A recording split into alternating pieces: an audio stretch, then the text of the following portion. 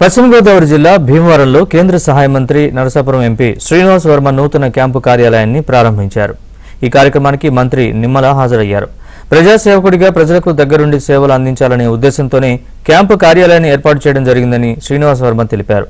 Parliament సభ్యులు అంటే ఢిల్లీకే పరిమితం కాకుండా ఈ కార్యాలయం ద్వారా ప్రజల సమస్యల్ని ఎప్పటికప్పుడు తెలుసుకుని పరిష్కరిస్తామని చెప్పారు.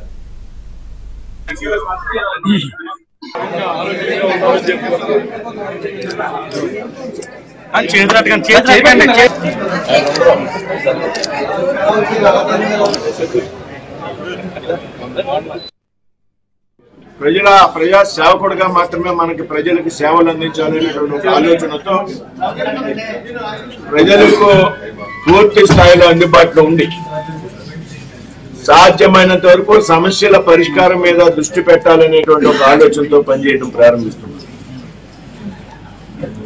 దీనికి 7 శాసనసభ్యుల యొక్క ప్రోత్సాహం నాకు తోడై ఏదైతే పార్లమెంట్ లో అపరిష్కృతంగా ఉన్నటువంటి దీర్ఘకాల సమస్యలు అవుతున్నాయో వాటికి ఒక పరిష్కార మార్గం చూపెట్టాలి.